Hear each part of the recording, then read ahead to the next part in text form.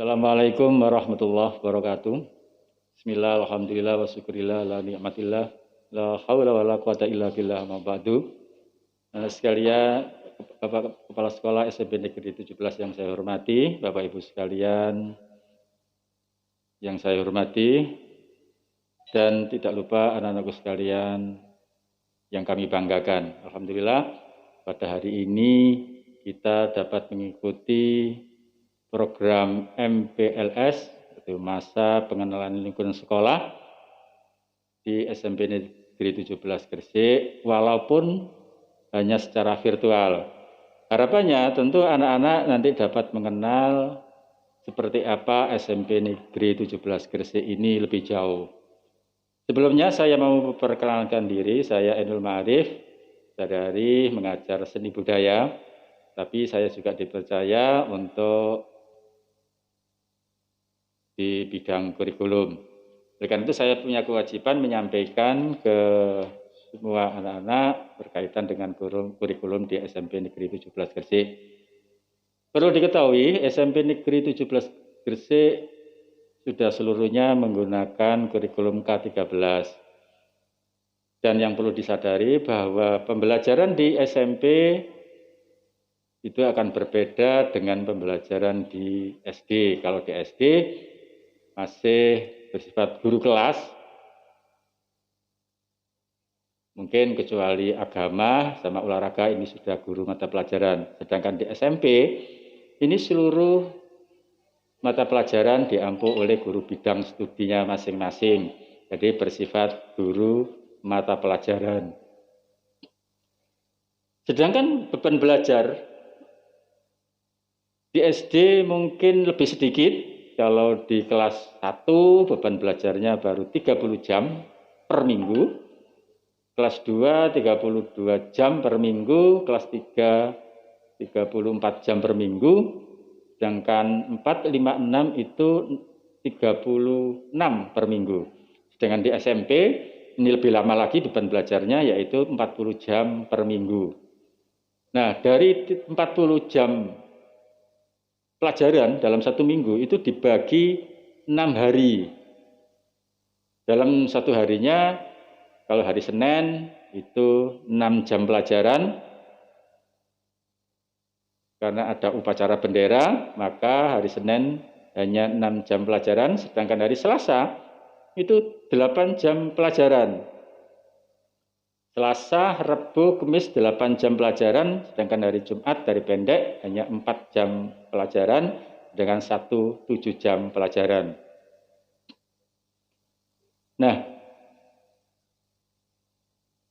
proses pembelajaran kalau dilihat jam itu rata-rata nanti jam 1 siang atau jam 13.00, kecuali hari Sabtu karena hanya 7 jam, mungkin tidak sampai jam 1, jam 2 aja jam 12.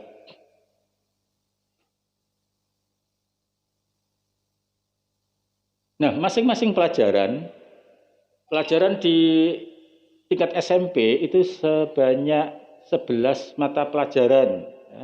Jadi 11 mata pelajaran. Yang pertama pelajaran agama Islam itu sebanyak 3 jam pelajaran. Pendidikan Pancasila 3 jam pelajaran, bahasa Indonesia 6 jam, matematika 5 jam, ilmu pengetahuan alam 5 jam, ilmu pengetahuan sosial 4 jam, bahasa Inggris 4 jam, seni budaya 3 jam, olahraga 3 jam, prakarya 2 jam, dan bahasa Jawa 2 jam. Nah, khusus untuk pelajaran agama yang mestinya 3 jam, tetapi di SMP Negeri 17 ini ada sedikit kebijakan, yaitu dibuat 4 jam. Sedangkan bahasa Indonesia yang 6 jam itu jadikan 5 jam. Kenapa demikian? Karena sekolah menyadari bahwa pelajaran agama di tingkat SMP hanya sedikit, oleh karena itu diharapkan siswa-siswi SMP Negeri 17 Gresik dapat menguasai di bidang agama, bahwa kita tahu di Kabupaten Gresik adalah kota santri, apalagi di Manyar juga daerah wilayah santri, jangan sampai putra-putrinya ada yang tidak bisa baca tulis Al-Quran. Masing-masing pelajaran itu mempunyai ketuntasan belajar yang berbeda. Ya, ini perlu disampaikan sejak awal supaya nanti ketika anak-anak ulangan atau tugas harian nilainya di bawah KKM, maka perlu segera menghubungi gurunya untuk minta remedi. Untuk pelajaran agama, KKM-nya 75, ini lebih tinggi daripada yang lain. Pendidikan PKN atau pendidikan Pancasila itu 75 KKM-nya. Bahasa Indonesia 70, matematika 70, ilmu pengetahuan alam 70, IPS 70, bahasa Inggris 70, seni budaya 70, dan penjas 73, prakarya 75, dan bahasa Jawa 70. Nah, ini supaya anak-anak tahu, sehingga nanti pada saat ulangan kalau ada yang di bawah KKM, maka segera bisa menghubungi gurunya. Nah, selain pelajaran yang sudah ditentukan di kurikulum, maka SMP Negeri 17 juga ada ekstrakurikuler. Dan ekstrakurikuler ini dibagi dua, ada ekstrakurikuler akademik dan ekstrakurikuler non-akademik. Untuk ekstrakurikuler akademik, diantaranya adalah bimbingan bahasa Inggris, bimbingan PMR, bimbingan Olimpiade Matematika, bimbingan Olimpiade IPA dan IPS. Sedangkan yang non-akademik, diantaranya adalah futsal, bela diri, pasus, musik, PMR, pramuka, seni lukis, dan sebagainya. Ini bisa dilakukan jika nanti kondisi sudah normal, ya. Kondisi anak-anak sudah bisa masuk di sekolah. Sedangkan di masa pandemi ini, ekstrakurikuler yang bisa disampaikan adalah hanya ekstrakurikuler wajib, yaitu pramuka. Anak-anakku sekalian yang saya cintai, setelah mengikuti proses pembelajaran 1 tahun, tentunya semua kepingin naik kelas. Oleh karena itu, perlu saya sampaikan bahwa anak-anak bisa naik kelas jika memenuhi beberapa syarat. Ya. Syarat yang pertama, anak-anak bisa dinyatakan bisa naik kelas jika mengikuti seluruh program pembelajaran dalam 1 tahun. Jadi 1 tahun ini 2020-2021 anak-anak mengikuti program proses pembelajaran. Jangan sampai hanya ikut di awal tahun pelajaran, tahu-tahu nanti menghilang, begitu akhir tahun atau akhir semester menjelang ujian muncul. Nah, ini jelas tidak memenuhi syarat untuk bisa naik kelas. Yang kedua, anak-anak nanti bisa dinyatakan naik kelas kalau nilai sikap sekurang-kurangnya baik. Nah, sikap seperti apa yang bisa dinyatakan baik? Maka anak-anak harus paham tentang tata tertib sekolah. Jika tidak pernah melanggar tata tertib sekolah, berarti dipastikan anak ini termasuk anak yang baik. Jadi jangan sampai melanggar tata tertib sekolah. Kemudian yang ketiga, syarat kenaikan ketiga yaitu nilai ekstrakurikuler pramuka itu minimal baik.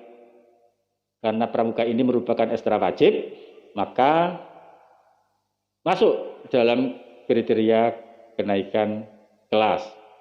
Kemudian yang keempat, tidak memiliki lebih dari 2 mata pelajaran yang masing-masing nilai kompetensi pengetahuan atau kompetensi keterampilan di bawah KKM.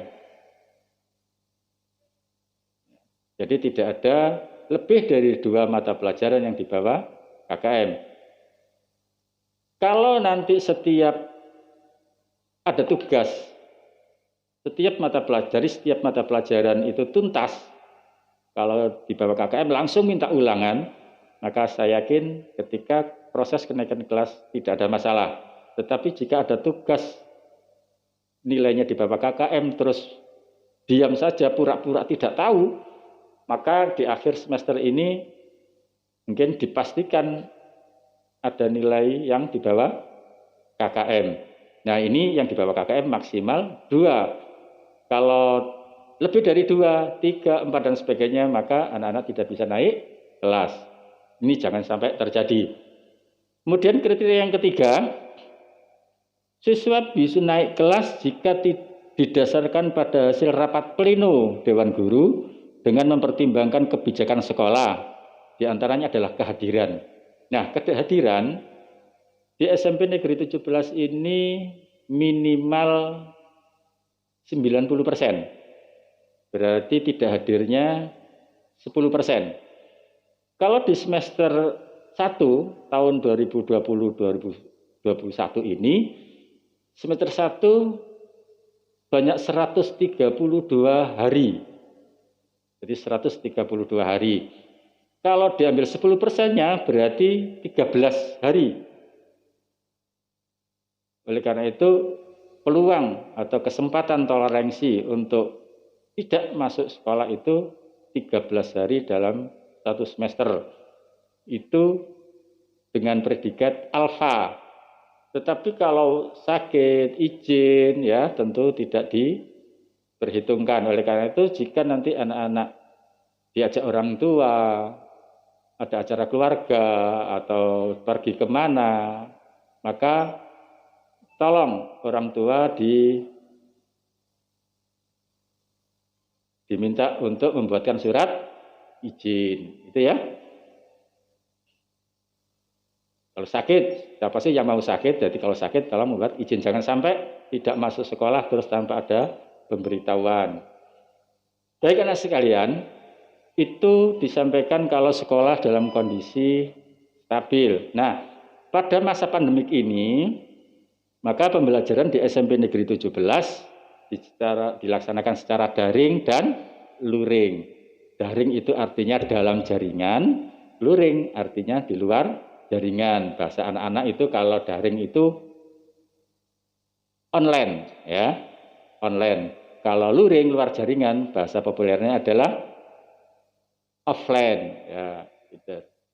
Nah, pembelajaran secara daring ini nanti bisa menggunakan aplikasi, bisa aplikasi Classroom dan juga aplikasi Zoom Meeting atau Google Form. Jadi tiga-tiganya ini nanti tergantung gurunya nanti pakai aplikasi apa. Oleh karena itu anak-anak harus familiar dengan program-program ini sehingga nanti bisa mengikuti pembelajaran dengan baik. Demikian yang dapat saya sampaikan, mudah-mudahan ada manfaatnya. Ada kurang lebihnya mohon maaf. Kami akhiri. Ihdinas siratal mustaqim. Wassalamualaikum warahmatullahi wabarakatuh.